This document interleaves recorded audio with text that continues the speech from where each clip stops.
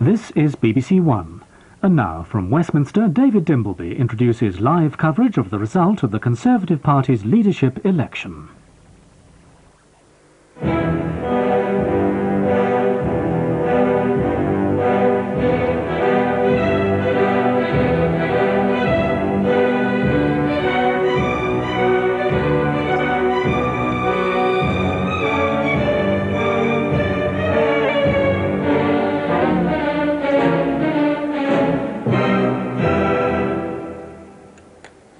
Good afternoon.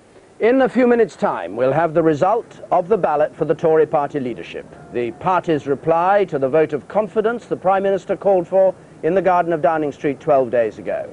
John Major, Prime Minister since he won the leadership in 1990, versus John Redwood, who he appointed to his own cabinet only 2 years ago.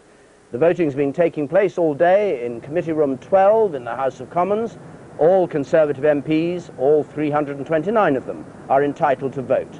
The winner needs over half that number, i.e. 165 votes, and in addition a lead of 50 votes over his rival. But for the Prime Minister today, it's important not just to win, but to win well enough to silence opposition in the party and be able to present a united front in the run-up to the general election. If he's wounded but not killed this afternoon, you can be pretty sure that the big beasts of the Tory jungle, Michael Heseltine, Michael Portillo, will be hungrily circling their prey. Their chance will come if neither Major nor, of course, Redwood wins outright, or if John Major decides the game is up and withdraws from the leadership of the party, even though technically he's won. So we'll be out this afternoon at the various places which are the focus of activity. Number 10 Downing Street, on a very hot afternoon, where today the Prime Minister has already seen Michael Heseltine and Kenneth Clarke. His Chancellor of the Exchequer, it said he's offered Michael Heseltine the chairmanship of the party if he remains leader of the party. He came back himself from a reasonably successful Question Time, nothing compared with the fireworks on Tuesday, a moment ago. And outside the House of Commons, where the voting is taking place, we'll be getting the vote from inside there later on, and John Redwood is inside the House and may well be coming out there to St Stephen's entrance. There's a small crowd gathered there, mainly to watch the television, I suspect. And we'll be watching things here, of course, getting a reaction from all over the country in our Millbank studios, which you see every Question Time afternoon. It looks as though it's Wimbledon, not politics, out on College Green, where large numbers of people make a very healthy living, tapping the opinions of backbenchers, particularly during the speculative period, which comes to an end in about 15 minutes from now, when we actually know the result. But everybody's had a very jolly time of it over the past few days, and now it seems that the voters have also got the hang of the thing and go down there to listen to what's being said. And we'll be going down there too and talking to backbenchers when they come out after the vote has been announced. Here with me in the studio for this leadership election programme, Robin Oakley, the BBC's political editor, and very glad to have Sir Norman Fowler, who had the enviable job of being chairman of the Conservative Party until Jeremy Hanley took over and had been in the cabinet right through the Thatcher years. But also in the Palace of Westminster is our reporter John Sopel with a report on the mood there. John. David, they're standing already 10 deep. I'm about 10 yards off the main committee corridor, and the police are trying to squeeze everybody in who wants to be here. Everyone seems to have found a reason to be along here. MPs, of course, peers, researchers, people who work at the Palace of Westminster. It's airless, it's smoky, there's a lot of nervous, jittery laughter as they await the result. Polling has now closed. John Major voted at about 4:35. He was asked, "Are you still predicting a convincing win?" To which he replied, "Yes, I am." The press are all penned in to one corner of the corridor, and a loudspeaker system has been organised outside, and we expect that result just as soon as the counting is done, possibly in the next 10 or 15 minutes. John, thank you very much indeed. It was chaos the last time they had these elections when Mrs Thatcher was ousted, when John Major took over, because the vote was revealed to the press first. This time we fixed up a sound line to the House of Commons, to Committee Room 14, where Sir Marcus Fox, the chairman of the 1922 committee, will be giving the results. So we should have it in sound, though not yet in vision, round about 5:20. We're told on the dot of 5:20.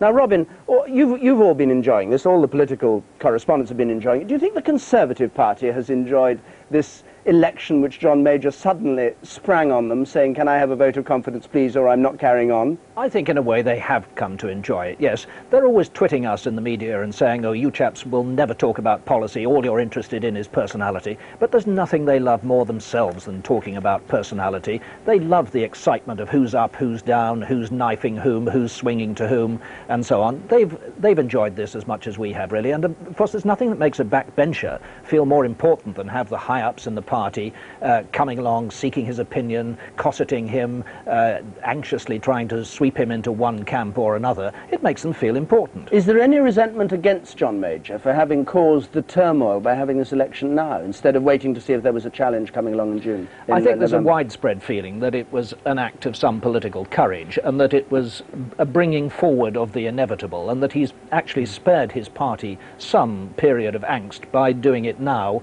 rather than waiting until November, and with everything else being overshadowed in a long run-up of backbiting until November. And do you have any whiff of how things have gone? I don't suppose it's possible to tell very much, because everybody lies through their teeth. Well, it's like one of those little child's games with a blob of mercury sort of floating about and breaking up into little shapes and reforming and going back again into the main mass. Little groups of people seem to be swinging in different directions. For example, Portilloites, who had been thinking of supporting Mr. Major, now having second thoughts about that because they're worried that if Mr. Major wins, Mr. Redwood on the backbenches would become an acknowledged leader of the right, while Mr. Portillo was constrained by being in government. Though Mr. Redwood says, of course, he'd be sweet as pie if Major won by only one vote, doesn't he? Well, indeed, he has said that one vote is enough. We'll have to see if he holds to that if it were to come to it. Now, Norman Fowler, do you think, you've been chairman of the party, you're close to John Major in the past, do you think that he has worked out in his mind at this moment, as I rather assume he does, a sort of, if I get this vote, this is what I'll come out of Downing Street and say, if I get a majority but not a very big one, I'll say this? Or do you think he really is going to wait and take soundings from his own colleagues in Cabinet and perhaps from Tory backbenchers before he decides what to do? I don't know the answer to that question. I can only guess. I think that I hope the view that he will take is that the rules are clear and a win under the rules is a win. John Redwood said one vote is enough. That seems to me to be the ground rules by which we should be conducting this leadership contest. So you think that, I mean, I have this picture, you see, of both he and Redwood and Portillo and Heseltine at this moment, and indeed last night, were thinking, well, now, there I'll be out on the steps in all the press, and this is what I'll say, or that's what I'll say, and if I've done badly, I must put a good face on it. You don't think they do that? Well, I think it would be naive to suggest that John Major hasn't thought forward any more than John Redwood has thought forward to what the position is going to be. What I don't know is what any extra calculation that he may have put into it. I mean, certainly the view of myself and the view I know a number of John Major's stronger supporters is that if he wins under the rules, because the 15% margin is there to say that is a decisive margin, if he wins under those rules, that is a win. All right, it's a win. Under the rules, it's a win, and the rules obviously make it slightly more difficult. It's not just a simple hurdle you have to get over, as I explained a moment ago.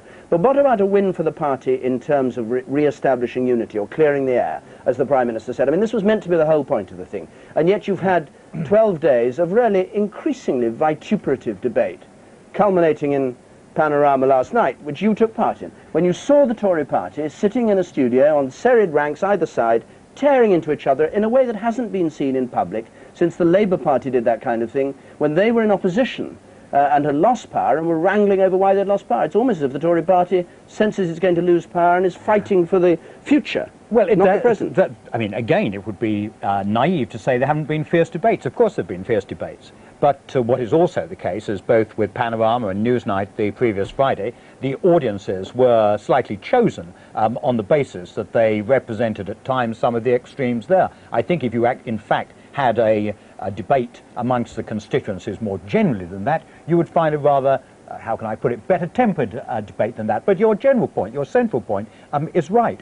We've had the contest. It has been a fierce contest. I believe that John Major is undoubtedly the best person to bring the party together. And I think that what now needs to happen is that once this election is out of the way, the party does need to come together, and we need to come together literally very quickly indeed, because if we don't, then I think that there's no policy that can actually get us out of the kind of unpopularity that we're in But at the just moment. briefly, the whipless rebels, the ones that caused all this trouble in the first place, are they going to keep quiet? Well, they've got are they going to suddenly say, well, John Major, it's up to you? They've got to make up their own mind what they're going to do here. I mean, I think that the idea, and to some extent the John Redwood idea, that if only we come out strongly against a single currency, then that will settle all argument inside the Conservative Party, that is obvious and self-evident nonsense, because all it does is define a new battleground. So I think that all sides have got to sit down and think, how can we get some common ground, how can we get some middle ground on the European issue, just as much as on some other issues. You'd be a genius to get middle ground on it after this. But anyway, let's go down to Downing Street for a moment, because Martin Dow,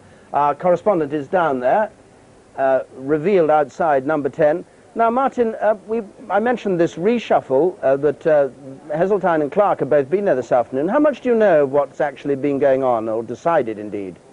Well, Mr. Heseltine was in for 3 hours this morning, which is obviously a very long meeting for something that's going to talk about changing jobs. You mentioned earlier the possibility of the party chairmanship, but the guidance that I've had here is that it may be something else. Do you have any idea what it may be? I simply don't, but I mean, obviously there is a vacancy at the Foreign Office because Douglas Hurd is retiring. Quite how Mr. Major is shuffling his cards at the moment, I'm not sure. But what is evident is that he already thinks that he's going to win sufficiently well that he can conduct with confidence a reshuffle pretty rapidly, either tonight or tomorrow morning, and that he can do that without fear of there being any sort of rebellion against him. Well, now, we've got about 8 minutes to go till this result comes through. Who is sitting with the Prime Minister as he waits for the result of this first ballot? Well, Norma, basically, up in the top floor flat, up there and the very top of Downing Street. They'll get the result relayed to them by the whips before it's announced publicly, they hope. One whip will bring it out of room 12, take it to the chief whip, who'll phone it through to them. But there are not, only his PPS is with him. There are not a large number of political aides with him at the moment.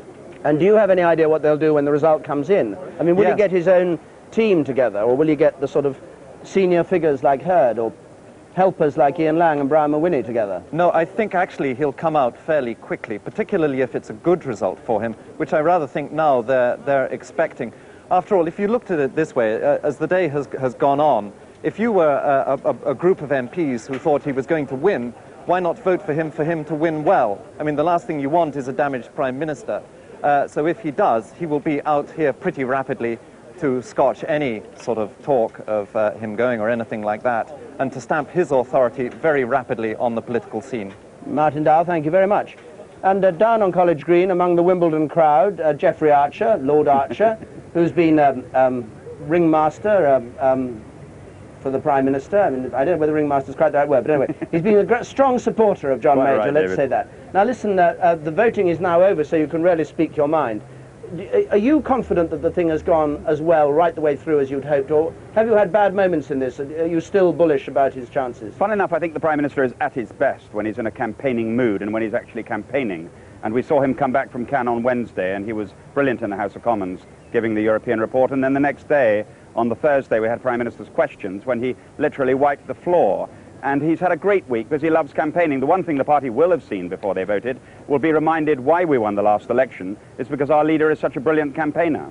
And so what do you conclude from this? You obviously think he's going to win. Do you think he's going to win by what Michael Heseltine called a convincing majority, which I assume is something different from a simple majority? We will know in 5 minutes. I think it would be unwise to make any statement. I hope, as he said this morning, that it'll be a good result, which makes it possible for the party, as Sir Norman said, to get behind him and make it work, because the one thing we've got to do is do that quickly. All the energy that's been spent this last 2 weeks on this leadership campaign should now be geared and set towards the Labour Party. That's where we should be spending our energy, because we've been divided for the wrong reasons, and we should now start fighting the real enemy. But you accept that it's got to be a good result. It's not just good enough for him to win a technical victory. Well, 165 plus 1 is what John Redwood said was acceptable. I'm sure he's hoping for a little more than that. Yeah, you'd like a little more than that. I mean, a little more than that. Over the 200 mark. I'd like a little more than 165 plus 1. And are you looking for office now in this great reshuffle that's going to happen on Wednesday? I have always served the party in any capacity they think fit.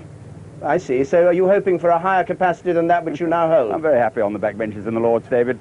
Right. Thank you very much, Lord Archer. Thank you. Now, it's 5:15. and we've got about 5 minutes to go.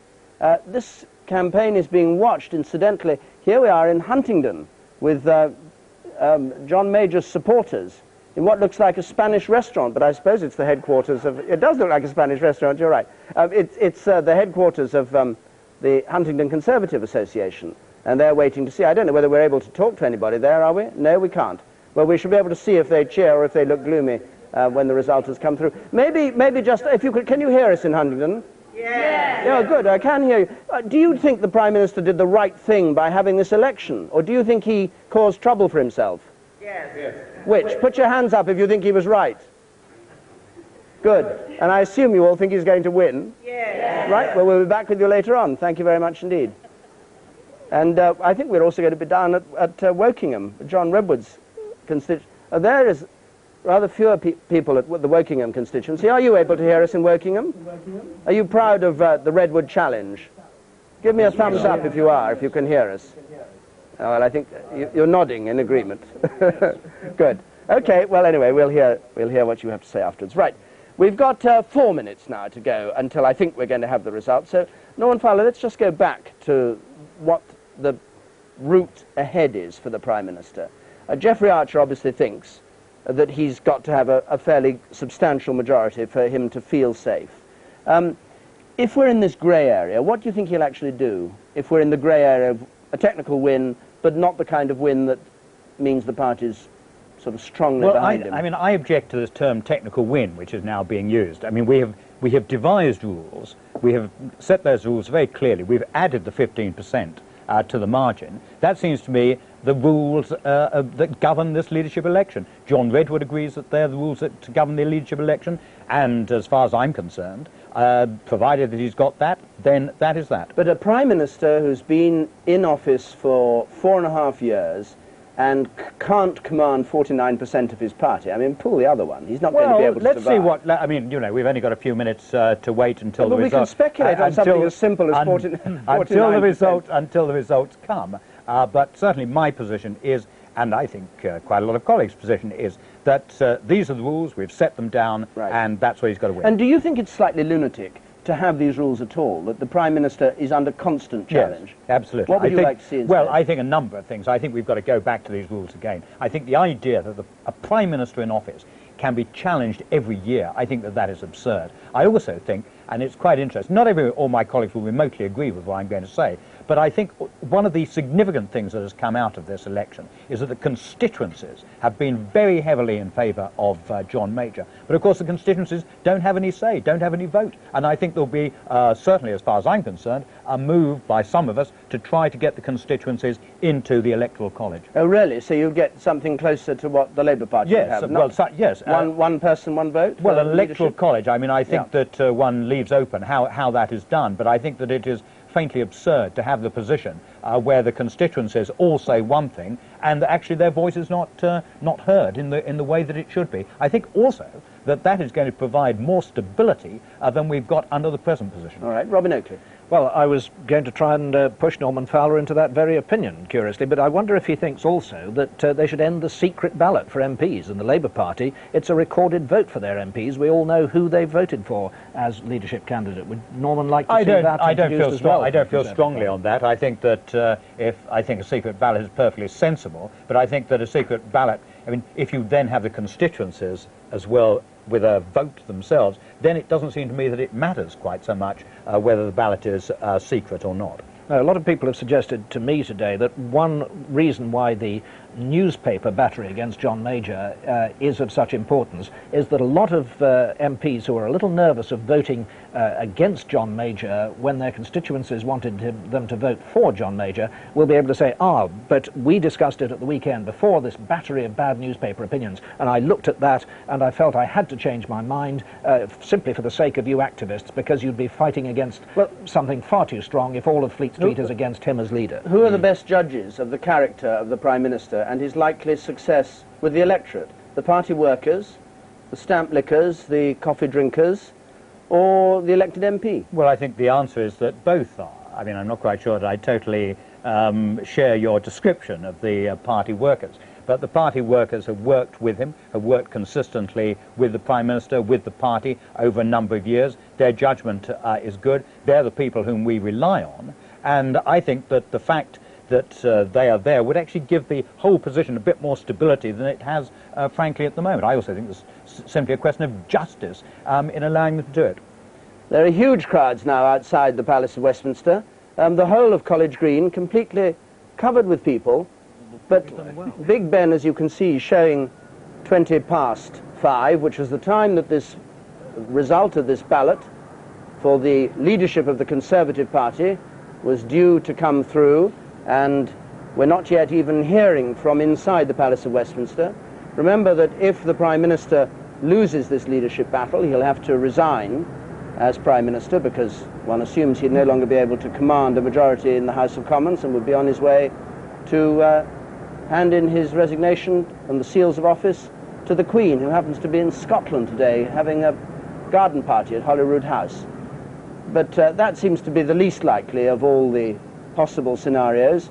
But inside this palace at the moment, a few people perhaps already know the Prime Minister's fate and the effect that it will have on his leadership, and maybe at number 10 they've already been told.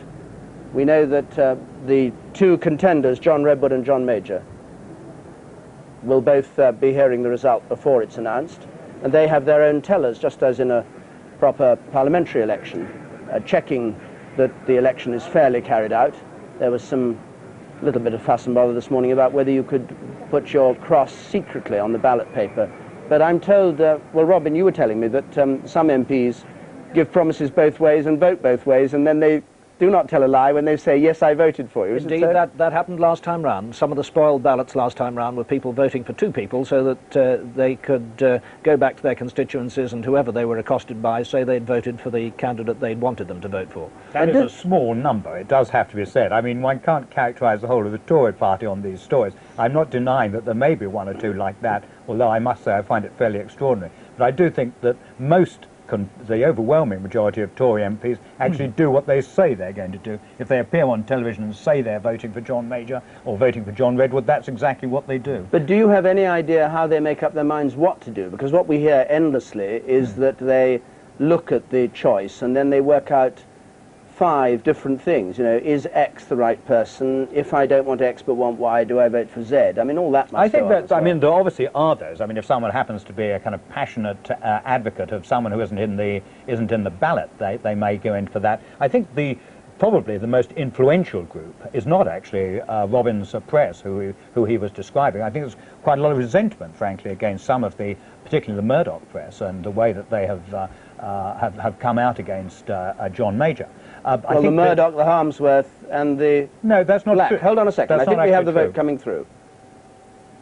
I gather Sir Marcus Fox, the chairman of the 922 Backbench Committee, is on his way to committee room number 14 to give us the result. So we'll be listening for that.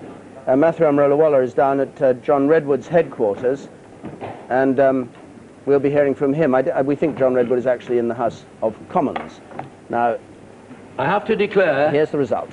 that out of a possible 329 votes, 327 colleagues have voted.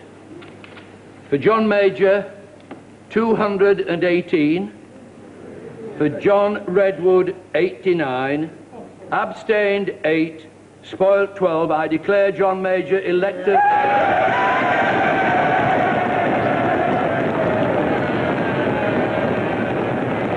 So, John Major wins the election. He gets 218 votes. He's over the 165 that he required, and he's over 50 ahead of John Redwood.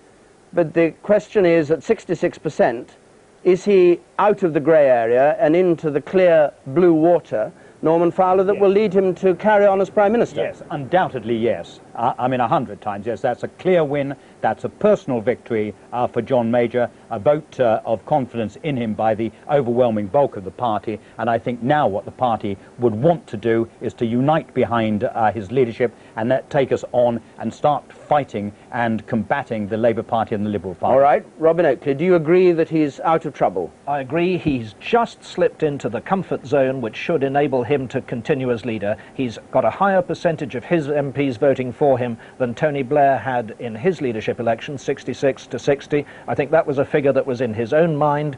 He's got more votes. He only had 185 in 1990 in the first round then when he won the job. So he's got more votes than he had then. He can say that there are more people supporting him now than there were when he first started in the job. I think he will see that as a sufficiently good result to carry on as Prime Minister. And I think we'll see a swift reshuffle now to attempt to re-establish his authority. Right. And more votes, in fact, than I think any other leader has kind of won in this contest, leaving out the Anthony Mayer one, which was a kind of rather extraordinary non-contest. Yes, Mrs. Thatcher had 53% when she was first elected in 1975. But it's not very far into the comfort zone, and I suspect that those who've grumbled against John Major, the Eurosceptics and so on, are not necessarily going to be stilled in their efforts by this. I think some of the party's troubles will continue, although he can continue as leader on a figure like this. We'll talk about that in a moment, but just to summarise that result, both our experts, our political editor here and Norman Fowler, former chairman of the Conservative Party, say that this 66% result means that John Major has won the leadership of the Conservative Party, will remain as Prime Minister, will have the reshuffle that he promised, and we should be able to see him, I should think, sometime fairly swiftly outside number 10 this afternoon, saying that he intends to carry on. Maybe we'll also hear John Redwood with a concession. I don't know how that's going to work out. We shall see. But anyway, a 66% lead for John Major. Well, now, we've got people. I said we'd have people coming out. I don't quite know who's down there yet until we go over there. But let's go over to College Green. Peter Temple-Morris, who was a supporter of John Major. Mr. Temple-Morris, what do you make of this result? I'm very relieved. I think I wanted very much a definite result, a definitive result. We've got that. Both my markers, my personal markers, have been met. John Major has achieved 2/3 of the parliamentary party. That's one marker. Under 100 collectively against him or not supporting him. That's quite enough. I think we can get on with it now. I want a quick statement from him. I want an end of this, and I want the party to get as united as quickly as it can. And do you think there'll be any change in stance on some of the key issues that 1/3 of the party has voted against him on? No, I don't think so. You would never keep everybody happy, and the benefit with this is that we've actually purged ourselves, and we've seen that the minority that like to think perhaps they are a little bit more are very much a minority. All right. I'm going to interrupt you there because William I'm sorry, we had William Walgrave. I was told the Minister of Agriculture was giving a press conference, but I don't think he was. I think he was just making the odd comment as he came out. Ian Taylor, what do you make of this result? You're a positive European. Are you relieved at the result, and do you think that John Major is going to have now to become a slightly less positive European in order to hold the 1/3 of the party who voted against him on board? No, I hope not. I think that the positive Europeans clearly supported John Major, and indeed the challenge came from the right. Now, I want us all to unite at this stage, and I don't agree with Robin Oakley. I think that the chance now is that the bulk of the party will come together, and that the fact that John Redwood got 89 votes will dissipate once we start to realise the importance of pulling all together and tracking Labour, because that really is the battle on which all of us want to get started. What would you want John Redwood to do? Be charitable. I mean, he's stood, he argued his case, he didn't win over very many converts, and now I hope that he will recognise that his very hard-line anti-European position is simply not holding the balance of power within the Tory party. He needs to draw consequences from that, and so do his supporters. They need to back John Major, and as soon as we can do that, the better we will be from a party point of view in tackling the opposition. So do you think that this was a noisy minority in the party that were causing him the trouble, and that his analysis of it as something that the air could be cleared of by an election has turned out to be right? I mean, that we've heard an awful lot from the right of the Tory party and the Eurosceptics, and they're not as strong in the party, or only as strong as their vote shows, about 1/3. Well, the press often miss the fact that the positive Europeans are quiet and supportive, although have strong views. At the Positive European meeting the Prime Minister had last week, over 60 people were present, but they didn't go running to the press with disruptive stories. Now I hope that we can put all this positive and anti-European behind us. The Prime Minister's won a stunning victory in these circumstances. It's 2/3, more than Margaret Thatcher got in a larger electorate last time. Surely none of my colleagues now can hold out for their own particular territory. What we've got to do is focus on the opposition, and until we do that, we will not make progress in the opinion polls. Thank you very much, Ian Taylor. Well, standing next to you, Michael Ancram, the Northern Ireland Minister. Michael Ancram, from your point of view, this is a 2/3 majority, just as a reminder. Sorry, I'll come back to you in a moment because John Redwood's just coming out. I'll be with you in a second. I warmly congratulate John Major on his victory in the leadership election. He won fair and square under the rules, and I pay tribute to that victory. I and my colleagues have fought a strong campaign. We have raised many important issues, and I would like to say a very big and warm thank you to all my colleagues who supported me, and to the campaign team, and to the thousands of people around the country who wrote in and rang in support of what we were saying. Thank you all so much for your help. So a brief statement from defeated John Redwood, 89 votes in this competition, actually rather better than some people thought he would do, but nevertheless not building up with the abstentions. They thought there might be more abstentions than that, not building up to a front against John Major. And if you count together those who voted for John Redwood and those who abstained, which it's sensible to do because an abstention was an attack on John Major, a way of saying you wanted somebody else as leader of the party, that led John Major to have 2/3 and the John Redwood and other camp 1/3. Now, I was about to talk to Michael Ancram, but I've been joined in the studio by the Home Secretary, Michael Howard. So, Michael Ancram, would you mind just hanging on for a moment, and we'll come back to you. This is seniority rules. Very sorry, Michael. Michael Howard, thank you very much for coming in. Your reaction to this? I heard you today talking about this, and you sounded slightly uncertain about whether it was going to be a triumph for the Prime Minister. Do you regard this as a triumph? It certainly is. It is a very good result by any standard. It's a bigger win than Tony Blair got when he was elected leader of the Labour Party. If you look at other contests in the Conservative leadership, it's bigger in terms of votes cast, in terms of the share of the vote, in terms of the majority. Any way you look at it, this is a very clear-cut victory. And now the task that faces the party is to unite behind John Major and to get across the benefits of the policies we've been pursuing and the damage which the policies of the Labour Party would inflict on this country. And how is that unity to be achieved when you have people revealed, a third of the party revealed against the Prime Minister? Well, maybe some of them will come back, but a large number of people revealed as really being deeply divided about policy. But it's been acknowledged on all sides that once this was over, we could put it behind us and we could unite. You've heard John Redwood say it during the campaign. You've heard many other people say it. And I think there now is a deep desire, and certainly a deep desire amongst our supporters in the country, to see us concentrate on the task in hand, to get across all the benefits in terms of the economy, health, education, the progress that we're making on law and order, to get people to understand how those policies are making their lives better and how their lives would be damaged if ever there were to be a Labour government. I just give a reminder for anybody who's just joined us that this is the result of the first and, as it seems, final ballot for the leadership of the Conservative Party. The Prime Minister, John Major, 218. John Redwood, the challenger, 89. And there were 20 abstentions. And that is a 66% lead for the Prime Minister over John Redwood and the abstainers. So a clear victory for the Prime Minister. I have Michael Howard, the Home Secretary, with me. Now, you say you want to see the party reunite. Would one good way of doing that being to bring John Redwood back into the Cabinet from which he resigned only 12 days ago, maybe, David, as Secretary of State for Wales? That is not a matter for me. I know perfectly well it's not a matter for you, but is it the kind of gesture you'd like? It is a matter for the Prime Minister. He will make those decisions, and it's not something on which I intend to speculate. Well, how is it going to be possible to stop John Redwood forming a donut, as we now have to call them in the House of Commons, of people who are against the policies on Europe, against the failure to cut tax as fast as they would have liked. That's I mean, they can't just unsay the words they've spoken. That's not his intention.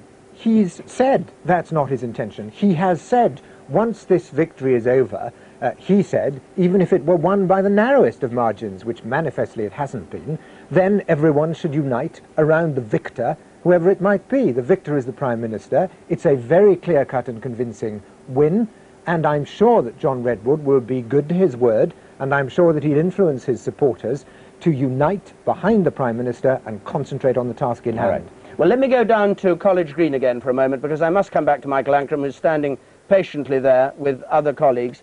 Mr. Ancram, your reaction, first of all, to this vote? Well, I think it's an excellent result. After all, what we've had is a democratic process to reconfirm John Major as our leader, and he's won by a substantial majority, 2/3 of the available votes. And nobody can question that, and as a democratic party, I'm sure we'll all now come together behind the Prime Minister, follow his policies, and begin the attack on Labour, which we now need to do. And what do you say, I must put this to you, to the attacks on the decision to release Private Clegg today? There were stories that this was a political act by the Prime Minister in order to demonstrate to the right that he was prepared to act in the way that they would like.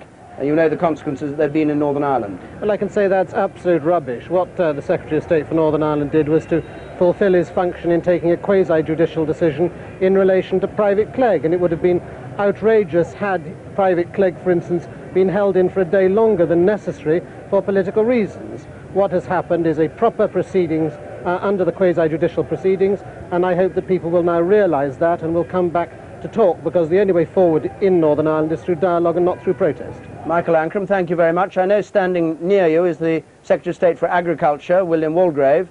Mr. Walgrave, can you hear me? I can hear you very well. We saw you briefly a moment ago, but we heard no words coming from your mouth as you came out of the St Stephen's entrance. Well, what was it you were saying? In the BBC. What I was saying was that this was an outstandingly good result, much better than anybody had predicted, and it puts the whole matter to rest, as the Prime Minister wanted it to do. I think there's one further point to make, which is this, that if we had had an election with a transferable vote, the Prime Minister has got 2/3 of the vote. I believe he would have got the second preferences of all the rest of the candidates, so that it's an overwhelming victory. And how do you imagine the voices that have been raised, not just on Europe, but also on the failure to cut taxes as fast as those people who supported John Redwood would like? How do you suppose that those voices will go quiet, convincingly, for the electorate from now until the general election? Well, they won't, will they? One of the things that came out of John Redwood's campaign, I thought, was that he was saying the same sort of thing as the government as a whole was saying. We must conduct a warfare against waste and so on. What I think he did demonstrate was there is actually no one bound and we're free, simple set of policies which makes it easy.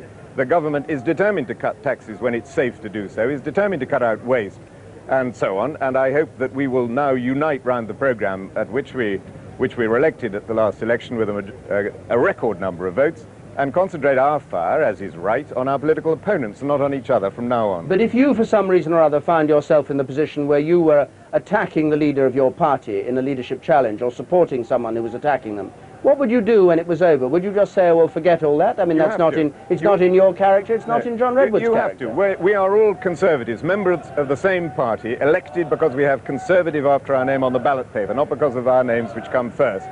And we now, having had an argument, an honourable argument, in the open, as the Prime Minister challenged us to have, we've settled it with a large majority. We now reform the team and fight the Labour Party at the election. We hear there's going to be a big reshuffle, maybe tomorrow. Do you have any idea what's going to happen to you? That's for the Prime Minister. Yeah, do you have any idea? None at all. None at all, right. Thank you very much. I didn't think you would. Bill Cash is next to you, I think. Thank you, Mr. Walgrave. Mr. Cash, well, now, what do you say to all this? Everybody is saying that you're now going to go quiet, that you're going to become wholly loyal on all the issues that you feel so strongly about. Is that the right thing to say? I mean, certainly already I voted for the European Finance Bill. I have voted consistently with the government, and this is a very reasonable win by the Prime Minister, although John Redwood has done remarkably well. He has fought a very honourable, straightforward campaign with integrity and principle, and I think he comes out of it with very great credit.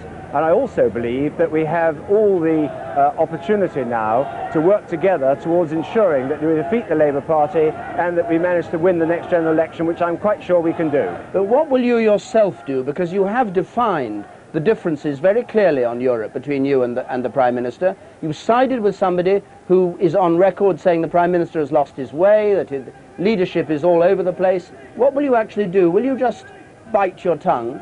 Well, I think that on the question of Europe, on which I have very strong views, there is going to be a continuing discussion, because it's arranged under Maastricht that there is a review, and therefore the real question is going to be the manner in which we conduct that discussion. It will be done in a proper and reasonable fashion. There is not, I think, going to be a fantastic change in the attitudes of those who believe that we shouldn't have a single currency. But equally, I'm absolutely convinced that we can find some common ground, as I said in the confidence motion when Margaret Thatcher went. Here we are again, but I believe that we've got to strive to find that common ground, and I've already been putting out feelers to a number of senior colleagues with a view to having discussions with them as to how to find it. All right, well, was the battle necessary in that case? Well, it was invited by the Prime Minister. It's been an honourable and straightforward battle. It's been on the high ground about the really big questions, about the future and soul of the Conservative Party, and I believe that it will turn out to have been well worthwhile. Thank you very much, Bill. Cash.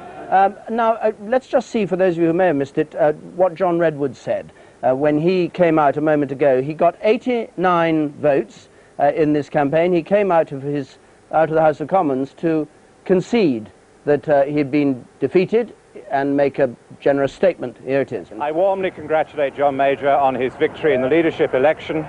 He won fair and square under the rules, and I pay tribute to that victory. I and my colleagues have fought a strong campaign. We have raised many important issues, and I would like to say a very big and warm thank you to all my colleagues who supported me, and to the campaign team, and to the thousands of people around the country who wrote in and rang in support of what we were saying. Thank you all so much for your help.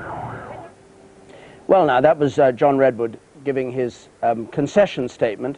We're joined now from the studio here in Millbank downstairs by Sir Peter Tapsell.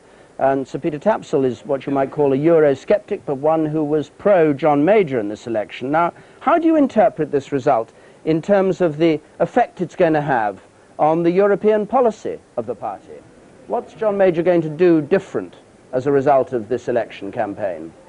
I can't hear what you're saying at the moment. Ah, all right. Well, in that case, there's no point in my putting a second question to you. No, I can hear you. You can hear me now? No, yeah. Good. All right, so Peter, let me put the question to you again. You're a Eurosceptic yourself. You were a supporter of John Major. Do you believe the Prime Minister is going to change one iota his European policy as a result of this election campaign in order to unite the party? No, I wouldn't have thought so. I mean, he is really a Eurosceptic himself, and in reply to questions from me in the House of Commons in recent weeks, he's both said that he will be very reluctant to go into a single currency and will ensure that immigration, defence and foreign policy remain under British national control. And I think he'll continue to follow those policies, with which I'm in broad agreement. But do you think that there's been anything achieved by this election? I mean, has any air really been cleared? Well, I think it has cleared the air. I mean, it's a pretty good win for the Prime Minister.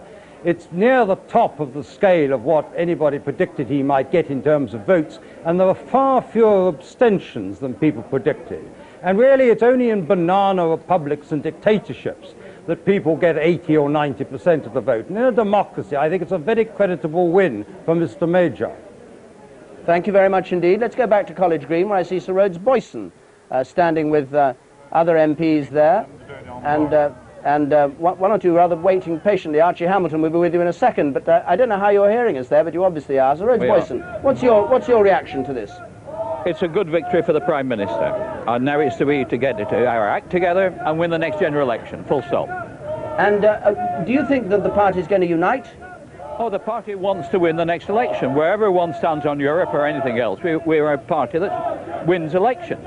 And we have 2 years to go, and to my mind, we have to get ourselves together, we have to make sure our policies are right.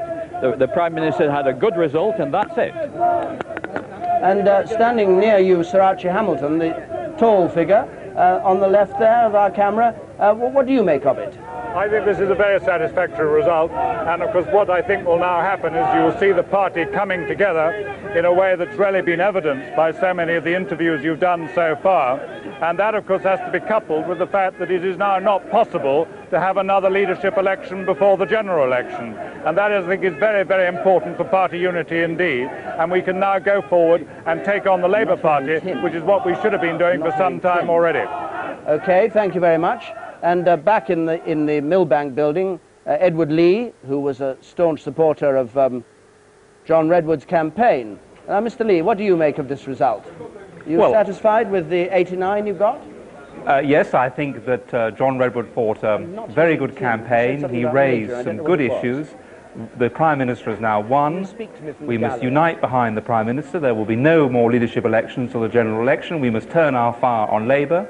And I think that we can go forward and win the general election. But this has been a good exercise. It's cleared the air. We've had a very good debate on policy. There's been no recriminations, no backbiting, and I think it's good for the party, and we must now go forward under John Major's leadership to win the general election. Any shift in policy? I don't know. I personally think that John Redwood has articulated policy very well in key areas such as Europe and taxation. These are the areas where we can win, where we can really put a clear divide between us and the Labour Party. The fact is that the Conservative Party broadly represents people's views on such issues as Europe and taxation. And I think this campaign has highlighted these issues, and there's no reason now, as a united party, under John Major's leadership, which is absolutely clear now, why we shouldn't go forward and win the general election. So you expect a change in policy as a result of this? You say that John Redwood's policies are the right ones, and you think they'll be adopted, do you? Well, I don't know whether all of John Redwood's policies will be adopted. No, I'm sure that won't happen, but I think John Redwood has made an enormous difference. He has shown himself to be a man of courage and integrity and intellect, and I think we've had a good campaign. I think it's cleared the air, and it's been good for the party. John Major has now won this election, and we will support him up to the general election, and we will win the general election with him. Okay, thank you very much, Edward Lee. Now, we have a statement from Michael Portillo. He says, John Major has won. I congratulate him, and I give him my full support. We should all work together for unity in our party and victory in the next election. So that's the answer to one of the statements Michael Portillo had in his back pocket as this election result came out this afternoon. It may not be the one that he wanted to read, but anyway, that's the one that he read. Robin Oakley, you've got some news from the front. Well, indeed. The first bit of news I have from the front is that somebody showed me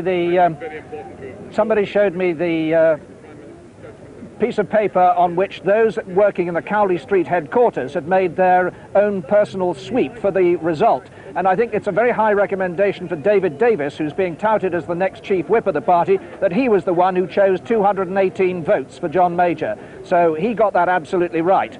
The other message coming through is that a number of Tory MPs are saying, well, if Michael Heseltine was indeed in with the Prime Minister this morning discussing the job of party chairman, it would be entirely appropriate for him now to take that job. They don't see, if there's not going to be another second-round leadership election, it is just the ideal job for Michael Heseltine to take on. A lot more people think he may now consider taking that job.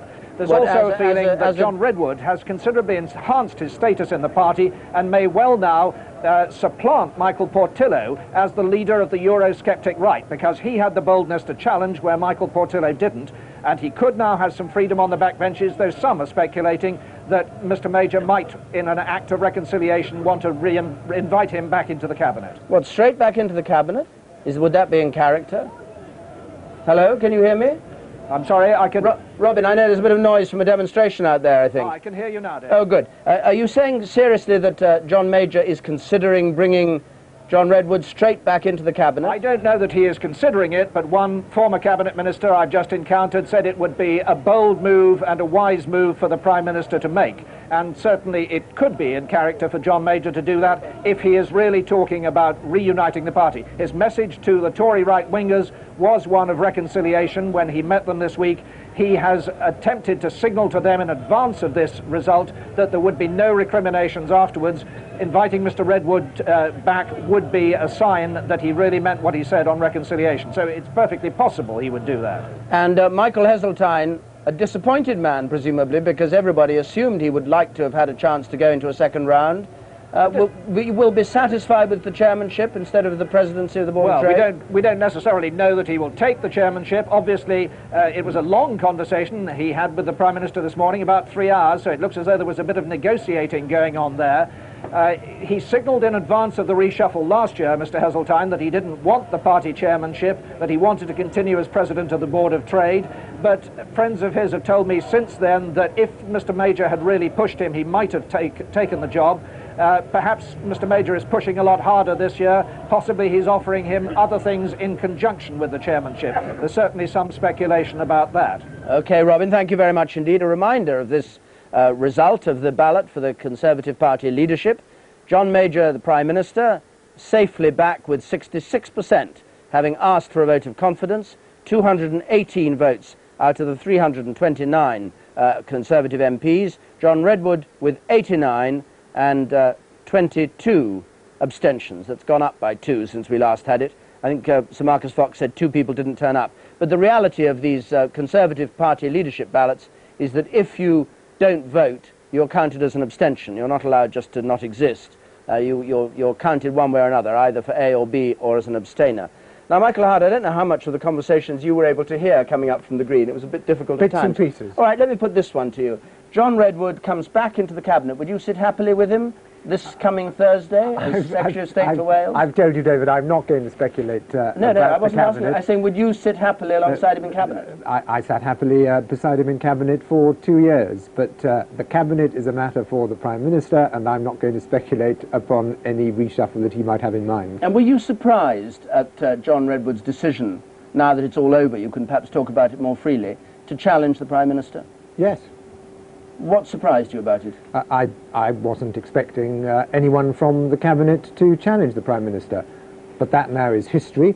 What we've seen is a real challenge. There's not been any question of a stalking horse, and we've seen a very clear-cut and decisive result in favour of the Prime Minister, which is what so many of us wanted to see.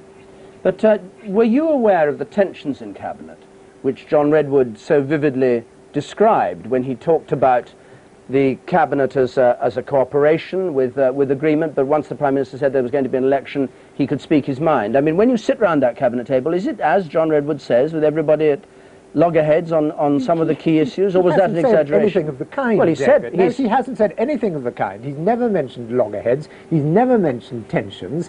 I have heard him speak of the discussions which we have in Cabinet. We all have our own views about policy. We agree. Sometimes there are different nuances between us, as you would expect. And we resolve those in a sensible fashion, again, as you would expect. So the picture of the Cabinet which you're putting to me is an utter fantasy, not based on anything said by John Redwood or anyone else. But he did say on a number of issues that he differed from the view that the Prime Minister had arrived at. But if you actually looked at what he was advocating, there was a different emphasis on Europe. But that apart, his proposals broadly reflected the kind of policies that we've been pursuing. And I think one of the interesting things to come out of the process that we've just been through is that it demonstrates beyond any doubt that there's no magic wand, there's no quick alternative the Prime Minister, to the policies we've been pursuing. Thank you, Michael Howard. The Prime Minister coming out with Norma Major from number 10 Downing Street to acknowledge this victory, 66%. Some days ago, when I called the leadership election, I did so in the knowledge that it would very likely be an election that was contested. It was contested, and contested by a heavyweight candidate. We have now seen the verdict of the parliamentary party, a very clear-cut decision, a decision in which I have received the largest share of votes that any Conservative leadership candidate has received in any seriously contested election. I believe that has put to rest any question and any speculation about the leadership of the Conservative Party up to and beyond the next general election. I should like to thank all those under Robert Cranborne who worked so hard in my campaign over the last few days, and to offer a special vote of thanks to those tens of thousands of silent people in the constituencies up and down the country who made clear their belief by a truly overwhelming majority that they believed that the policies we're pursuing were going in the right direction, and that they wish me to continue in Downing Street as Prime Minister. I'm very grateful to them for the support that they have given me over this period. We've had this election. I think it has aired matters of important policy interest to all of us. But the election is now over. The message that I would give to every Conservative, whether he's a Member of Parliament, a party member, or someone who simply shares our philosophy and supports us in the country, is that the time for division is over. We have made our choice. It is a clear-cut choice, I believe, beyond any doubt whatsoever. The responsibility we have, the current responsibility and the historic responsibility as well, is to carry our case to the electorate so they can judge the Conservative Party for what they are and not for what they are sometimes represented as being by people who are not themselves members of the Conservative Party. Let me just say one thing in conclusion. This election has been decided by members of Parliament in Westminster, not commentators outside Westminster with their own particular views. I believe that is the right democratic way to determine these elections. I have just one final thing to say to you. This matter is now concluded. I shall now return to Downing Street and begin this evening to reconstruct the government for announcements that you may expect tomorrow. Thank you very much.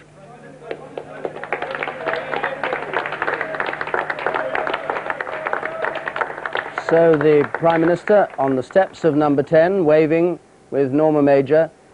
Just let's see him again. And victorious in this election, which, as he rightly said, he won a bigger share of the vote in a contested election than any Conservative leader had won in past contests, and saying also that he's now going back to the business of government, which is to reshuffle, first of all, his cabinet, and that'll be announced very soon, and with one chiding remark for the press. Remember that most of the serious Conservative press had said that Major should go and had urged Conservative MPs to vote against him, and he said it was a healthy thing that it wasn't the commentators outside who decided this thing, but the MPs in the House of Commons and the members of the party itself. Ivor Crewe is here with me, Professor of Government at Essex University. This has been a most extraordinary political event, hasn't it, what we've been seeing happening to the Tory party? A man actually saying, sack me or back me, in effect. Absolutely extraordinary. We've never seen anything like it before in British history. In fact, I think it's unique in the democratic world, let alone this country. But it's come off. It was a tremendous gamble, and I think that it has succeeded. And what do you think the impact of it is going to be? I mean, you, as an outsider watching it, you've heard all this talk about unity. Of course, the Tories talk about unity now. Is it going to happen? Well, I think it might. I think what John Major has done has to give himself a 3 or 4 month opportunity to revive the fortunes of the party, and it might just come off. He's now got a summer in which to impose his own authority, which I think he'll be able to do quite easily, insist on unity in the party, launch a number of policy initiatives. He can effectively launch a new Conservative manifesto over the summer. His own image, I think, is going to improve quite considerably. No longer can it be said that he's a wimp or that he's indecisive. He's shown a certain amount of courage. There will, I think, be a surge in the polls for the Conservatives, which he can build on and which he can exploit. So he really has this perhaps unique opportunity now to revive the party fortunes, and it might just work. And you think that he can silence those voices that were opposed to him, silence the people who were attacking him so vociferously? Well, they'll have much less point in dissenting from the government now than they had before, because there isn't going to be another leadership election. So they really will have less point in doing it. The next election, of course, will involve the gentleman who's just arrived in the studio and sitting beside you, Tony Blair, the leader of the Labour Party. Mr. Blair, thank you very much for coming in. I don't know why you're here today. It's not your election we've been talking about. But anyway, what do you make of the result? It doesn't paint the interests of the country, I think. But anyway. Well, what do you make of this result? John Major back there opposite you in the House of Commons, first of all. I think the problem for him is that he said the election would clear the air, and there were only a tiny minority of people against him. It hasn't cleared the air. Indeed, the air has been thick with venom and poison ever since the election began, and there is a very, very substantial part of the Conservative Party against him, and he's in effect leading not one Conservative Party but 2, and I can't believe, after the events of the past 10 days and everything that has been said, that the Conservative Party will reunite in any honest sense. I mean, they may come together in some show of unity, but I think the divisions are there and are completely fundamental. So you don't, as Leader of the Opposition, congratulate him on his victory? Oh, sure, I congratulate him on his victory, but I think what is important is to re-establish some clear sense of direction and purpose for the country. And what has really happened over these past 10 days is that the divisions in the Conservative Party are plain. They haven't been reconciled. Mr. Major hasn't really come out on one side or another of his divided party. And the result of that is that whatever changes are made to the cabinet, or whatever presentational changes are made, that drift and that lack of direction will simply continue. But that's speculation. I mean, the other speculation would be that as a result of this victory, his opponents will be silenced, and that he will lead a more united party on all the key issues into the next election against you. Well, do you really seriously think that? I mean, after the last 10 days? I mean, it began with the division over Europe. It then widened almost immediately with one of his cabinet members standing against him, and the divisions then cascaded virtually into every area of policy. Now, I don't doubt you are right. The Conservative Party will try and come back together, but the divisions are irreconcilable. I mean, this is two Conservative parties with two different political philosophies and two different types of politics. And I suspect what has happened, because the divisions haven't been reconciled, is that they opened the lid with the leadership election, they peered inside and were sufficiently horrified to slam the lid back on again. But those divisions are there, and heaven only knows what type of government we'll get from now on. But on the key issue of Europe, which led to this campaign in the first place, and this rivalry within the Tory party, you are divided too as a party. If you were in office, the same thing would be happening to you when the key decisions came to be taken. No, I really don't think that's true. I don't say that there aren't people that would take a different view of mine on Europe. But first of all, my position is clear. The Prime Minister's never really has been. And secondly, test it in this way.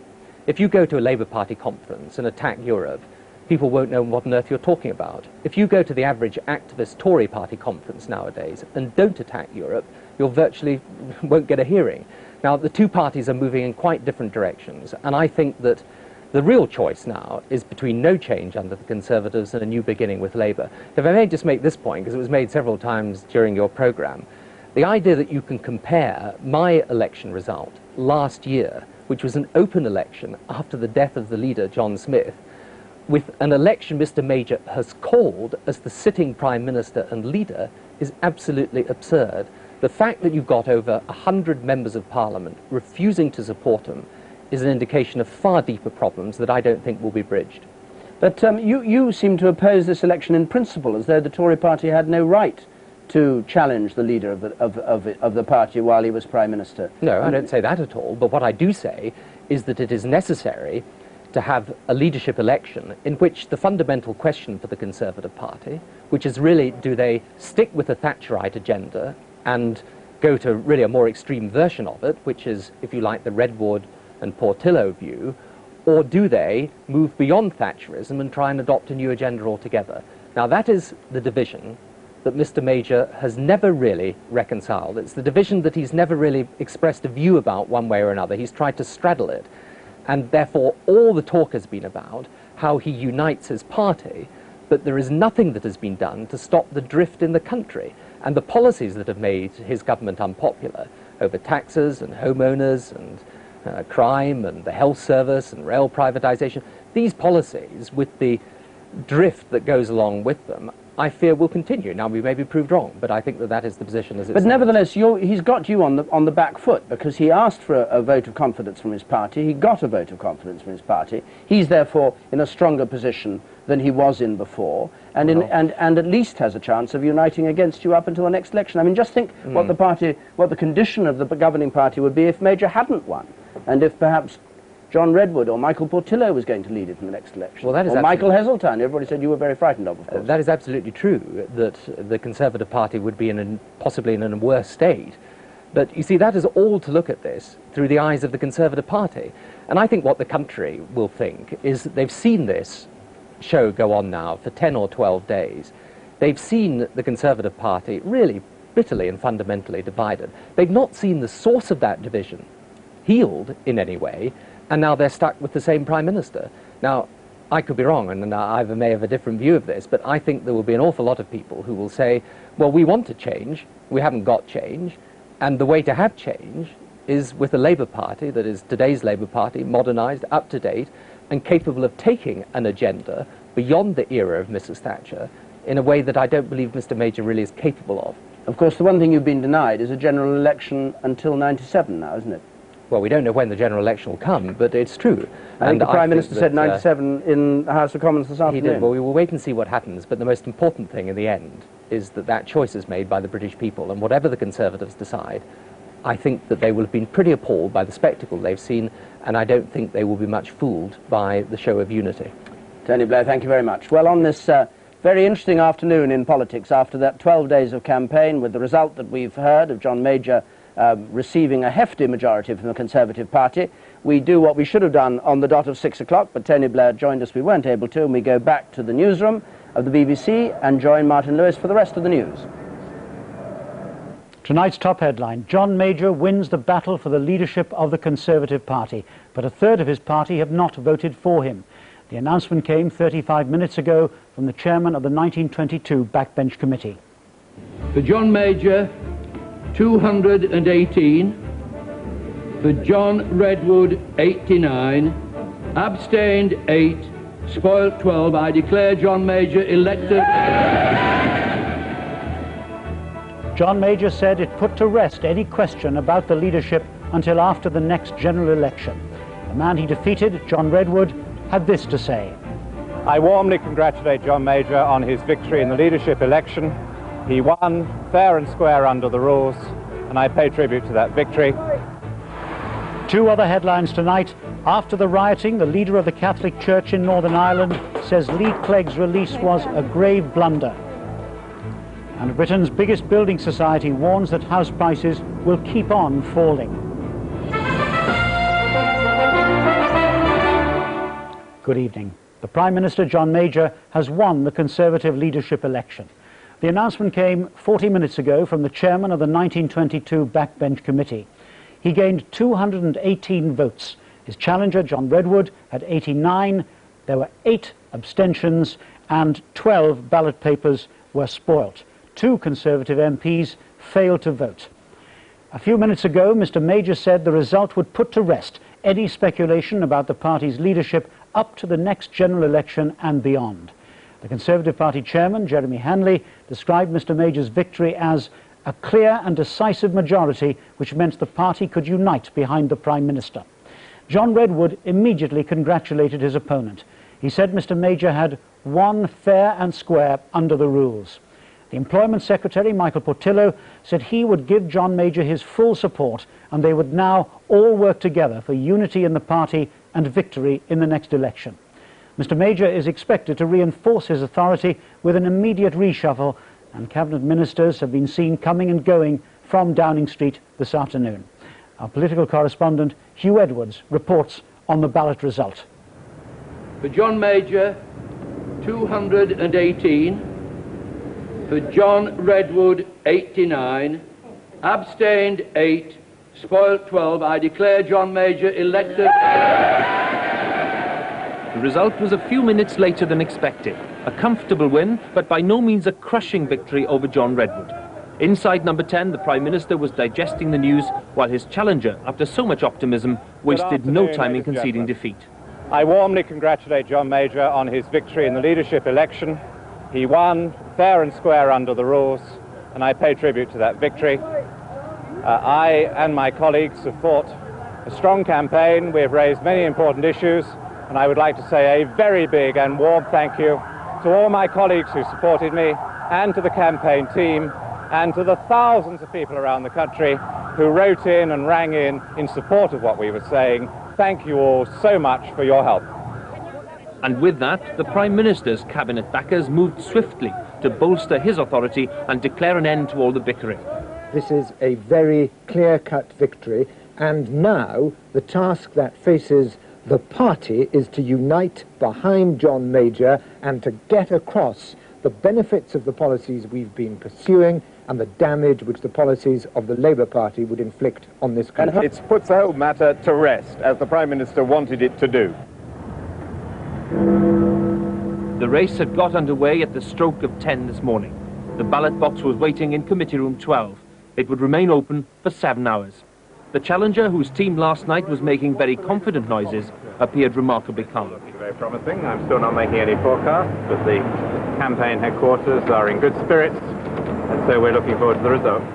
No part of the Palace of Westminster escaped the media's attention. Every nod, every wink was noted.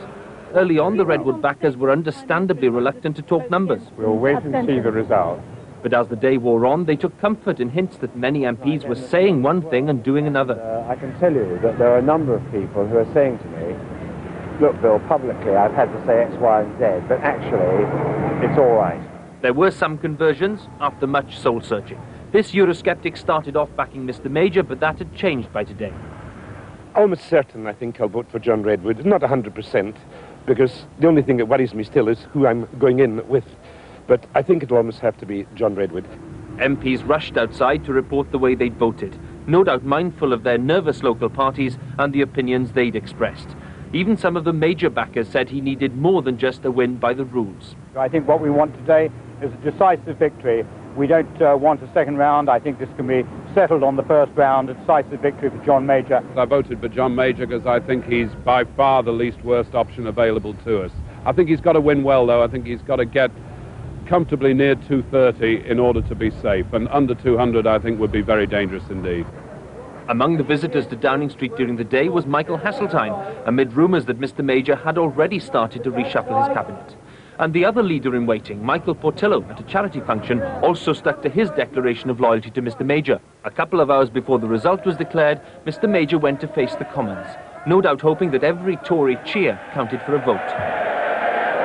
Mr. Blair tried a question on high-earning executives, but was barracked by Tory MPs. Tory members opposite may find this boring, but whilst they continue to tear themselves apart, we shall speak up for the people of this country on the issues that they carry. Yeah, and what is more, it's not 329 Conservative MPs that should decide the Prime Minister and government of this country. It's the British people at the ballot box. I recall Labour calling for a general election in 1985. They lost it in 1987. I recall they asked for it in 1990. They lost it in 92. They may well call for it in 95. They will lose it in 97. Shortly after, the Prime Minister made his way back to number 10 Downing Street, where he'd await the verdict of his colleagues. That verdict was more clear-cut than many of Mr. Major's backers had dared hope for. And what's now clear is that a significant reshuffle is already underway. Mr. Heseltine spent 3 hours with the Prime Minister earlier today, prompting hopes among many Tories that he was about to be made party chairman. Mr. Major will now move quickly to reassert his authority with a drastically different cabinet team. Hugh Edwards, BBC News, Westminster.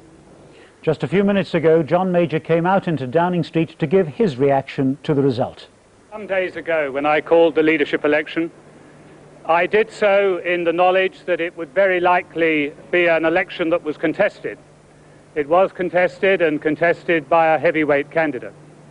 We have now seen the verdict of the parliamentary party, a very clear-cut decision, a decision in which I have received the largest share of votes that any Conservative leadership candidate has received in any seriously contested election.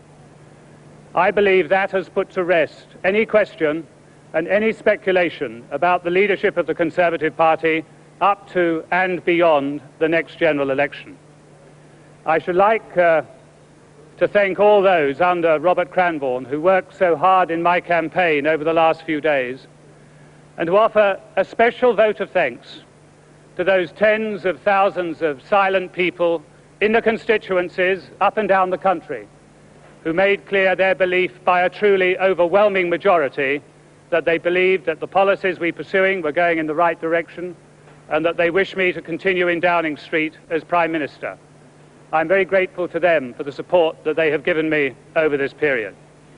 We've had this election. I think it has aired matters of important policy interest to all of us. But the election is now over.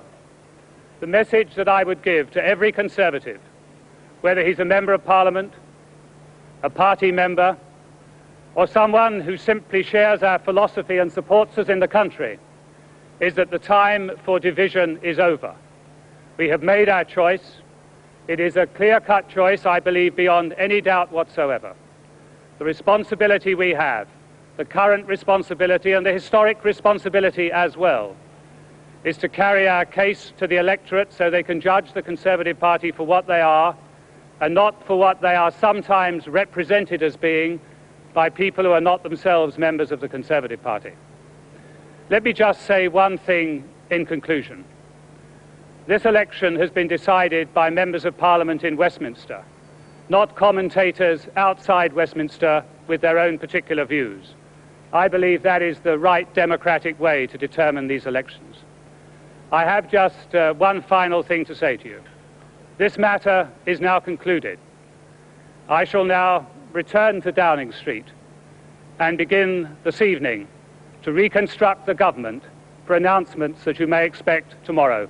Thank you very much. Within the past few minutes, the President of the Board of Trade, Michael Heseltine, has welcomed John Major's re-election as party leader, but he refused to comment on whether Mr. Major had decided to offer him the job of Conservative Party chairman in that promised cabinet reshuffle. Well, I've been pleased. I told you that the Prime Minister would win. I voted for him, and now we can get on with the thing that matters, which is winning the next election. Have you accepted the job of party chairman? No, I haven't accepted any jobs. I had a long discussion with the Prime Minister this morning about the very exciting state of the economy and how well things were going, and a wide review of the opportunities for British trade and industry. So it was a very interesting discussion. And now we will, if you'll forgive me, I will go back to the job which I love doing, which is being President of the Board of Trade. Good night to you. I'll be back with the rest of the day's news in a few minutes, but first, for more reaction to the result of the leadership contest, we're going back now to David Dimbleby at Westminster. Thank you, Martin. Well, I don't know what that means. I'm going back to the job I like as President of the Board of Trade. It may only be for half a day, but anyway. I'm now joined by Paddy Ashdown, the leader of the Liberal Democrats, and by Stephen Dorrell, the Heritage Secretary. Mr. Ashdown, do you offer your congratulations to John Major on this splendid victory, as he would see it, that he's had? I offer my commiserations to the British people, who now have a Prime Minister who is wounded, who can't even get the support, whilst in office, of a third of his own members of Parliament, who presides over a divided government. You know, David, in my 12 years in the House, I have never seen a party which has been so at war with itself. I've never seen such bitterness, such vitriol, such enmity. And the idea that those divisions will now simply go away is an illusion. An illusion that Mr. Major may shelter under for the next month or so while MPs are away at the seaside. But we all know those divisions are there, and they'll come back to haunt us. The bottom line is that the Conservative members of Parliament, casting their vote in private, have decided to keep the Prime Minister in place for the moment. I look forward to hearing the voice of the British people through the ballot box at Littleborough and Saddleworth as soon as the Tories have the courage to call that, and I suspect that will give us... Well, a by-election is one thing, but are you saying it's an illusion to think that a party will unite when everybody's seat is at stake in a general election, it's an illusion, with only 2 years to go? It's an illusion to believe that this party, divided on all the key issues that now confront our country, on Europe, on the economy, on everything that matters, will now suddenly reunite. They may do so for a month or so, but we have two Conservative parties under a wounded Prime Minister who has lost the authority to govern the country and who will now limp on for a month or a year or maybe two to the general election, when the British people will finally put this government out of their misery. Do you think an event will come up during that time which will once again have the Conservatives divided, a European vote that will have the whipless wonders coming back again and opposing and not going along with the party? Well, do you think there'll be that kind of division? Or are you simply saying, as you sit there looking at them, you'll know that they're divided, but maybe they'll keep their mouths shut and the public won't notice? Yes, I think you're absolutely right to concentrate on Europe. That's the event, as you prepare for the IGC. This is a party that has two different views on Europe. And that may well be difficult for the Conservative Party, but it is damaging beyond comprehension for the country when we are arguing Britain's case in Europe, to have a government which is at war with itself on this crucial issue. And not only that, the fact that we have a wounded Prime Minister, and these people are playing for Britain, they're on the field. It's not the same as Tony Blair's election or my election. They're on the field. Can you imagine a football team captain playing for Britain who can't even get a third of his own team players on the field to back him? That's what we now have. And the consequence for that will be felt in jobs, will be felt in higher interest rates, will be felt in lack of confidence in the pound, and will be felt in confusion and disarray over this key issue of Europe. We have a wounded Prime Minister who now limps on to the next election, and it's the people of Britain who pay the price for that. All right, Stephen Dorrell, how is he going to prevent the party being wounded in that way, a damaged party, disunited? If Mr. Ashdown chooses to believe in that illusion, that's a matter for him. The reality is we here have a Prime Minister who's been re-elected by his party by a majority of 2-1. And the reason why they've re-elected him is firstly because they recognise that the party needs to come together to defend its record and argue for its programme. And the record is one that I now look forward to putting before the British people. A record where inflation is lower than it's been for 30 years, where unemployment is falling, where the outlook for living standards is rising, could you where the save outlook for the health and... Could you save us the party political with respect and return to the key issue, which is that this was a party visibly divided. Taxes aren't being cut fast enough, say 1/3 of the party, and Europe is being treated too softly, says 1/3 of the party. Exactly the opposite of what you, incidentally, would believe. Now, how is that going to be resolved, that division? We don't need the list of things you'll be saying at the next general election. In these 2 years, how is it going to be resolved? I think actually one thing that's interesting is that if you look at what John Redwood said in his election campaign and compare it with the priorities that the Prime Minister set during his leadership election campaign and has carried out in office, the interesting thing is not how wide apart they are, but how much both Mr. Redwood and Mr. Major's programmes share in common. Kenneth Clarke said this was right-wing extremism that John Redwood was putting forward. That was before the programme was published. What Mr. Redwood actually Douglas argued... Hurd said it was right-wing extremism. What Mr. Redwood argued for was controlling the growth of the public sector in order to be able to cut taxes. That's not controversial in the Tory party. Everybody agrees with it. What he argued for was ensuring that the health and education services respond to the needs of the people who use them. That's not controversial. That's what the Citizens' Charter programme was all about. Of course, there are differences of nuance that emerge, but the core programme of the Tory party, creating economic prosperity and creating improving public services, is something that is not controversial between the Redwood and Major camps, and now we can get on with demonstrating the fact that that unity exists and demonstrating the difference between that, Mr. Blair, and Mr. Ashdown. Thank you very much. Well, Michael Portillo, who might well have been a challenger in a second round, has just made a statement to the BBC, or has just given an interview to BBC, to David Loyne. Let's hear what he had to say. The Prime Minister sought the endorsement of the party. I think he's had it. I don't think there's any ambiguity about the result. Does this leave you in more or less difficulty than it did before? I think the Prime Minister wanted to have the endorsement of the party for his leadership, and he's got it, and he's to be congratulated. He took a big risk, and I must say I am very relieved that it has worked out so well with what I would regard as a very clear result. You are seen as a possible future leader of the Conservative Party. When do you think that time could come? Well, what is perfectly clear is that the Prime Minister is going to lead us into the next election. I very much hope that this means our party can unify and put up the best possible fight in that election, turn its attentions to the Labour Party and what they would do to Britain, fight and win. And I hope that John Major will be the winner in that election. Michael Portillo there. And now we're joined by Robin Oakley outside the Palace of Westminster. Robin, do you have more news? Well, the news essentially is that a lot of Conservative backbenchers are saying that the Prime Minister has won an increased authority as a result of this contest, risky though it was, but they are anxious that he now puts that authority to good use. A lot of them are saying that must be really sweeping changes in the cabinet reshuffle, which he's starting work on tonight.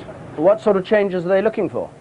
Well, I think they're looking for changes which put people with real energy in jobs, people who are good at communicating. They are very aware of the massive bad press that John Major has had, and they are well aware that no Conservative government trying to come back from the Slough of Despond has had to do so with large sections of Fleet Street, traditionally their allies, stacked against them. So the search will be on for good communicators, people who can really put across their policies. There's a lot of talk about really trying to get an effort going for the Conservative Party conference this year.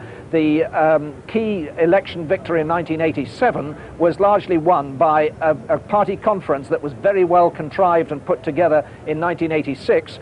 The Conservative backbenchers want John Major to push ahead fast with this reshuffle, to get new ministers in their positions and to really start their fight back from the Conservative Party conference this year. They think he's got a chance of doing so, though it has to be said there are still some rather glowering on the right. I think Lord Tebbit is not sounding very comfortable about Mr Major's victory, for example, and some of the Eurosceptics may continue to cause trouble. But is it your impression that number 10 Downing Street is planning a major reshuffle on the scale that you say the backbenchers want? There is every sign that John Major has in mind an extensive reshuffle and not just a tinkering at the edges. Of course, the departure of Douglas Hurd as Foreign Secretary has made it easier that immediately you open up one big department like that, that gives you scope for wide-ranging changes. Of course, if you wanted to heal the party and unite it quickly, the best thing to do would be to have John Redwood back in Cabinet, wouldn't it?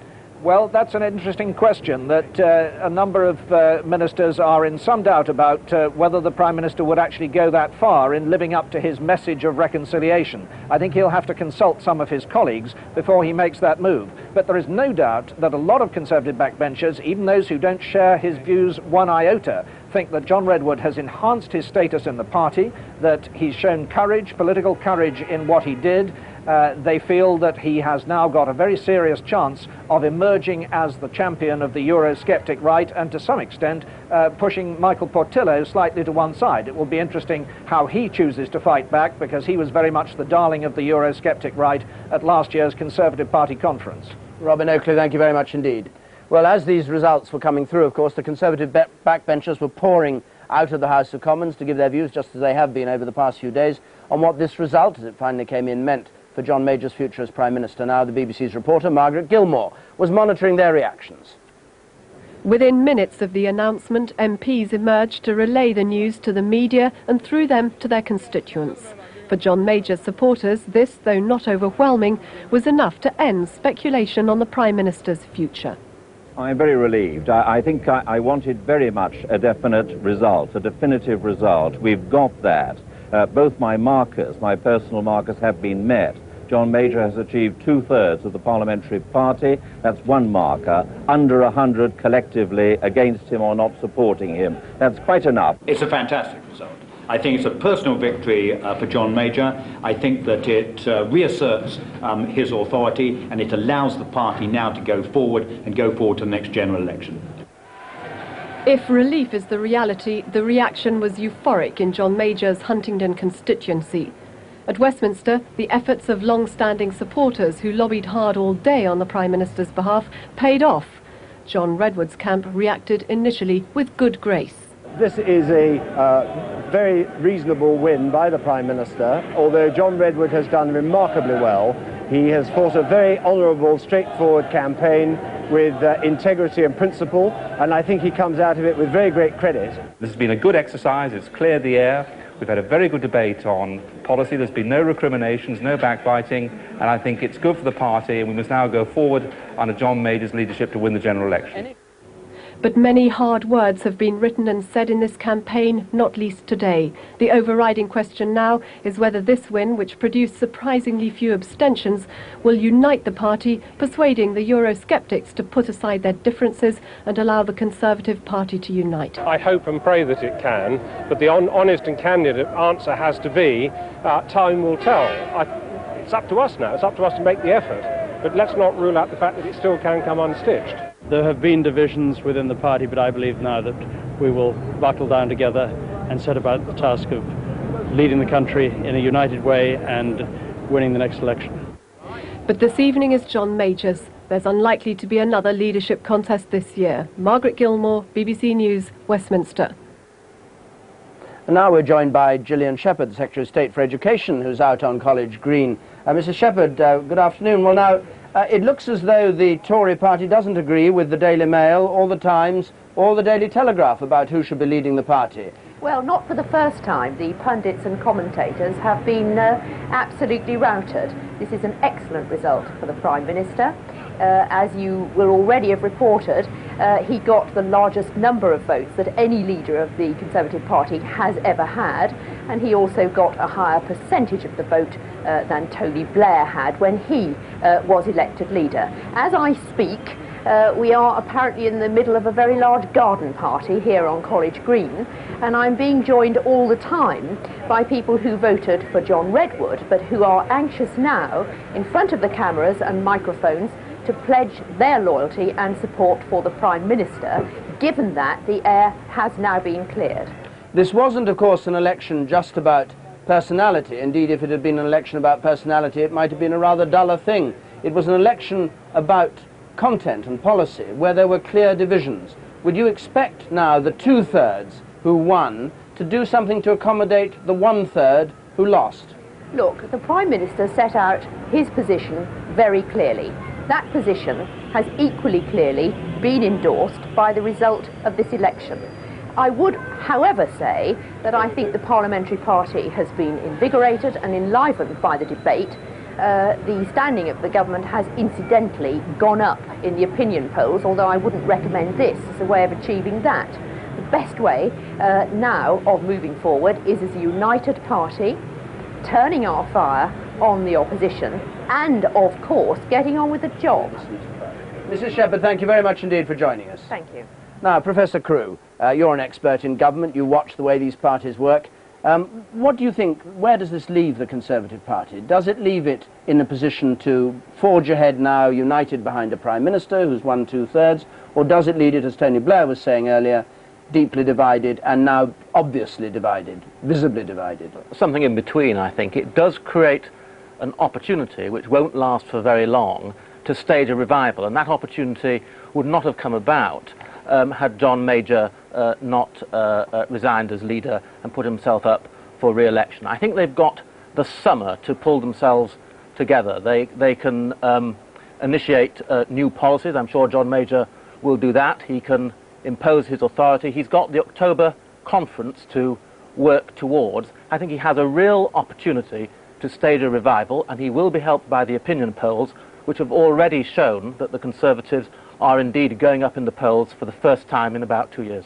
But what would the revival be? I mean, would it be a change of policy? Is it enough to have a change of personalities in the Cabinet, which nobody takes much notice of anyway, since nobody on the whole knows who is in the Cabinet except for half a dozen of them? I think it's going to be an amalgam of all of those things. First of all, I think there will be an improvement in morale in the party, right, and that will manifest itself to the electorate. I think John Major's image is going to be, if not transformed, then certainly improved in the eyes of the electorate. I think that voters will say, well, the Conservatives perhaps do have a chance of winning, and that in itself will help them. Ivor Crewe, thank you very much. Well, on that note, with more reactions from here, we've heard that Baroness Thatcher has given her congratulations to John Major. We go back to the newsroom for the rest of the day's news and join Martin Lewis.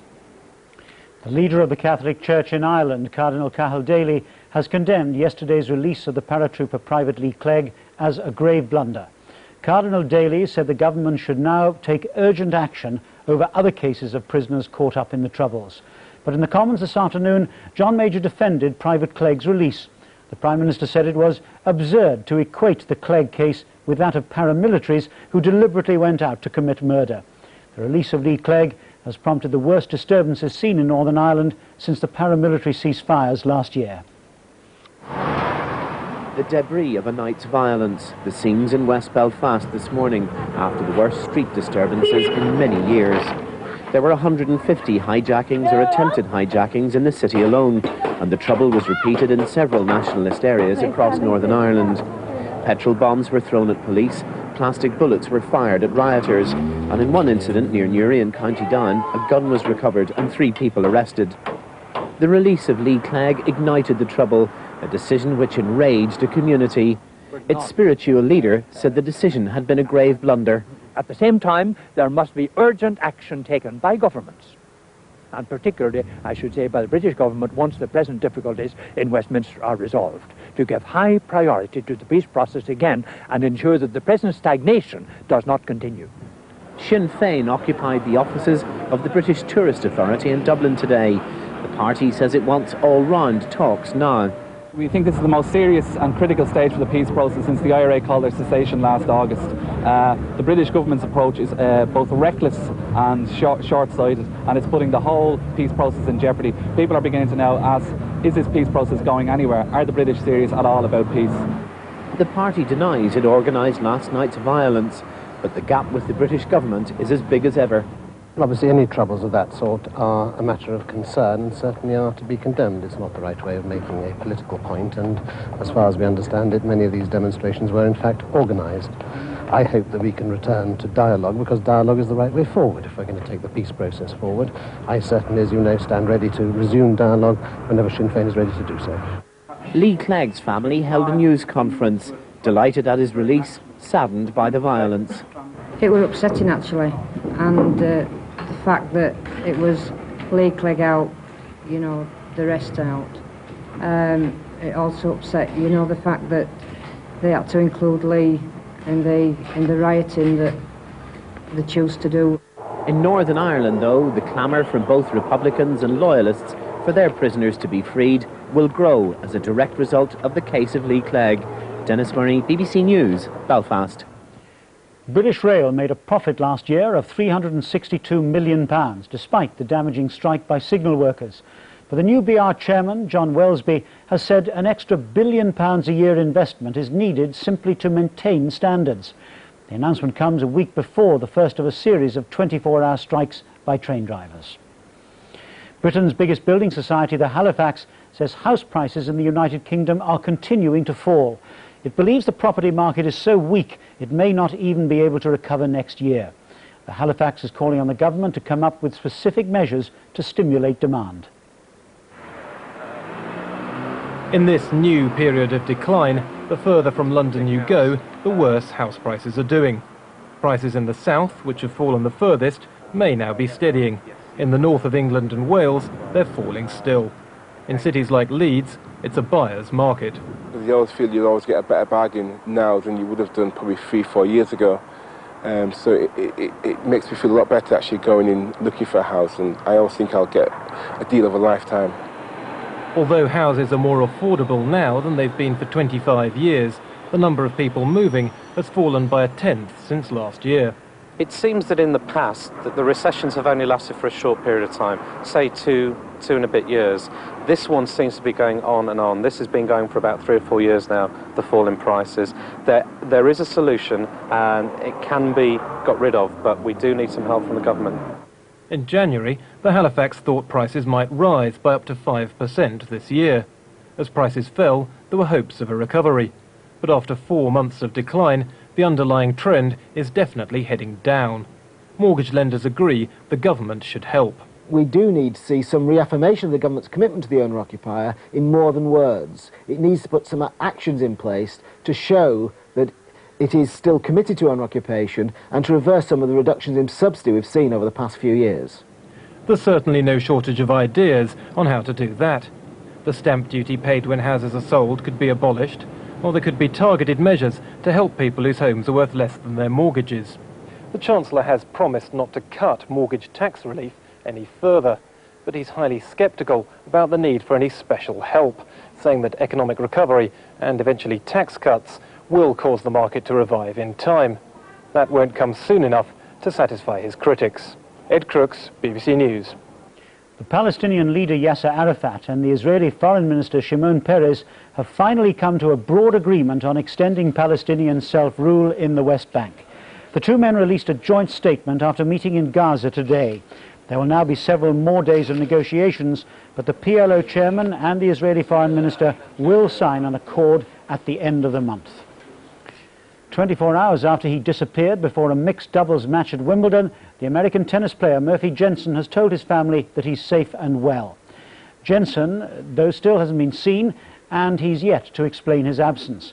On court, meanwhile, the top 4 seeds in the women's singles have all advanced to the semi-finals. From Wimbledon, our sports correspondent Rob Bonnet reports.